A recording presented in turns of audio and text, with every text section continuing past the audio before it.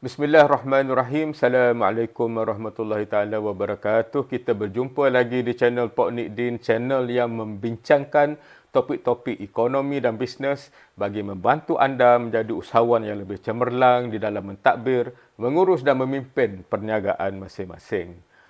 Apakah itu ESG dan adakah perniagaan-perniagaan kecil dan sederhana kena mengambil kira ESG di dalam perjalanan perniagaan masing-masing? Ini mungkin satu topik yang anda biasa dengar di kebelakangan ini, dibincangkan di mana-mana, dan ditambah pula dengan isu kepanasan alam dan keperluan kita untuk memastikan suhu dunia tidak naik, maka perkara yang berkaitan dengan alam, masyarakat dan tadbir urus menjadi perkara yang dibincang dan dilaksanakan di dalam pelbagai bentuk, dan ini akhirnya akan memberi kesan kepada perniagaan kecil dan juga sederhana.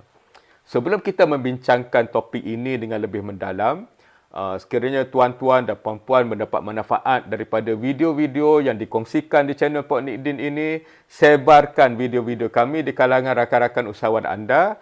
Ajak mereka beramai-ramai subscribe channel ini agar kita perkembangkan lagi ilmu-ilmu berkenaan ekonomi dan juga bisnes di kalangan usahawan di negara kita. Tuan-tuan dan puan-puan, di dalam menjana keuntungan melalui perniagaan, ada 2-3 perkara lagi yang terjejas yang mungkin menyebabkan perbincangan ke atas ESG semakin meluas. Dalam melaksanakan perniagaan, alam mungkin boleh terjejas. Dalam melaksanakan perniagaan, masyarakat mungkin tidak mendapat manfaat ataupun mereka juga terjejas disebabkan operasi-operasi perniagaan. Syarikat-syarikat tidak ditadbir dan diurus dengan cemerlang menyebabkan banyak perkara-perkara buruk yang berlaku. Jadi inilah sebabnya yang menyebabkan penekanan kepada menjaga keharmonian alam, memastikan masyarakat menjadi lebih makmur dan institusi ataupun perniagaan ditadbir dengan lebih baik menjadi perkara-perkara yang ditekankan di dalam pelbagai perbincangan di kebelakangan ini. Jadi persoalan kepada kita ialah, adakah kita yang menjalan dan menguruskan syarikat-syarikat kecil dan sederhana kena juga mengambil kira isu-isu ESG di dalam mentadbir, mengurus dan memimpin perniagaan kita. Tuan-tuan dan puan-puan, kalau kita tengok dari segi kemanusiaan, melakukan kebaikan adalah satu perkara yang mulia di dalam mana-mana masyarakat. Malah kita sebagai orang Islam, yang kita mengaku bahawa kita adalah khalifah di muka bumi ini, tentunya kita bertanggungjawab untuk memastikan segala keputusan, tindakan dan apa sahaja yang kita lakukan sesuai dengan kehendak Allah Subhanahu Wa Taala, dan kita semua yakin bahawa membuat kebaikan kepada manusia adalah sesuatu yang disukai dan dicintai oleh Allah Subhanahu Wa Taala. Jadi secara amnya, menjaga alam, memakmurkan masyarakat, mengurus perniagaan dengan jujur, dengan amanah dan penuh bijaksana adalah perkara-perkara kebaikan yang tidak bercanggah dengan kehendak Islam. Jadi bagi saya, ESG ini adalah satu perkara yang sememangnya perlu kita pertimbangkan walaupun ianya tidak ditekan oleh mana-mana masyarakat luar, kerana sebagai orang Islam adalah tanggungjawab kita untuk mentadbir, mengurus dan memimpin perniagaan kita dengan cara yang baik, dan kebaikannya bukan hanya dirasai oleh kita dan juga pemegang-pemegang saham kita, tapi ianya juga dapat dikongsikan dengan ahli masyarakat dan alam sekitar yang kita duduki tidak terjejas disebabkan oleh tangan-tangan kita sendiri. Jadi pada pandangan saya, ESG merupakan satu keperluan sebagai seorang Islam yang mengaku sebagai hamba Allah dan juga menerima tanggungjawab sebagai khalifah di muka bumi ini. Mengapa pelaksanaan ESG ini mencabar? Sebabnya mudah saja. Setiap perniagaan ditubuhkan untuk menjana keuntungan. Itu satu perkara yang asas. Apabila perniagaan dikehendaki untuk mengambil kira kepentingan masyarakat, keperluan masyarakat, menjaga kelestarian alam, ini dianggap sebagai perkara-perkara yang meningkatkan kos dan mengurangkan keuntungan. Jadi inilah sebabnya ada banyak tentangan-tentangan daripada pihak peniaga dan juga pelabur-pelabur apabila ESG ditekankan. Di dalam masa yang sama, tuan-tuan dan puan-puan kena ingat, fokus kepada menjaga suhu alam merupakan satu perkara yang amat ditekankan di seluruh dunia. Banyak kerajaan telah membuat aku janji bahawa pada tahun 2030 ataupun 2050, mereka akan memperkecilkan pengeluaran gas rumah hijau di dalam negara masing-masing. Di dalam sektor keuangan pula, bank-bank dan institusi-institusi keuangan yang lain telah dikehendaki untuk mengambil banyak tindakan, dan di antara tindakan yang mereka perlu buat ialah memastikan pembiayaan yang mereka buat tidak menghasilkan pelepasan gas rumah hijau yang banyak yang menyebabkan suhu alam akan naik. Kesan kepada kita di sektor perniagaan kecil dan sederhana ini ialah apabila kita mahu mendapatkan pembiayaan daripada bank, mereka akan menilai perniagaan kita.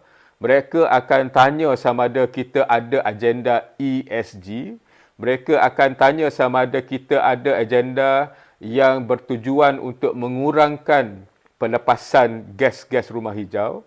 Jadi sekiranya kita tidak bersedia ataupun kita tidak ada apa-apa perancangan, kita mungkin menghadapi masalah untuk mendapatkan pembiayaan bagi memperbesarkan perniagaan kita di masa hadapan. Jadi sebelum terlambat, baiklah kita tengok apakah yang perlu kita buat sebagai sebuah perniagaan dan kita laksanakannya sedikit demi sedikit agar ini akan membawa kepada kebaikan di masa hadapan. Tuan-tuan dan puan-puan kena ingat ya, salah satu sumbangan yang paling besar oleh sektor perniagaan kecil dan sederhana ialah mewujudkan peluang-peluang pekerjaan. Ini satu perkara besar kerana syarikat-syarikat besar sedang melabur di dalam pelbagai teknologi untuk menjadikan mereka efisien dan memerlukan bilangan tenaga manusia yang semakin kecil di masa hadapan.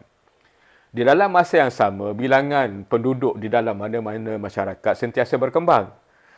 Kita perlu mewujudkan banyak lagi peluang-peluang pekerjaan. Dan sekarang di Malaysia, peluang pekerjaan kenalah pekerjaan-pekerjaan yang tinggi gajinya supaya masyarakat mampu untuk hidup dengan lebih selesa. Jadi di sinilah peranan yang diambil oleh sektor perniagaan kecil dan sederhana, bukan sahaja untuk memperluas dan memperkembangkan ekonomi, tapi untuk menambahkan lagi peluang-peluang pekerjaan.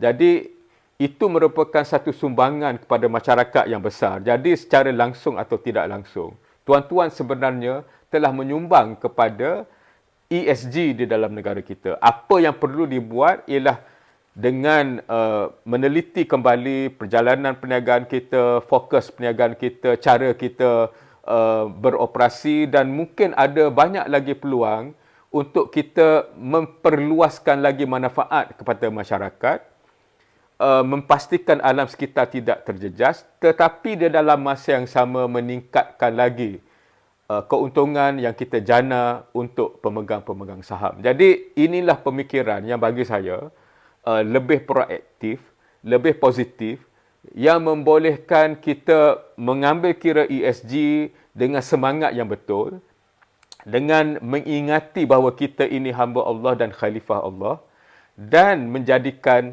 perniagaan kita sebagai satu amal ibadah yang diharapkan akan membawa kesenangan kepada kita di akhirat.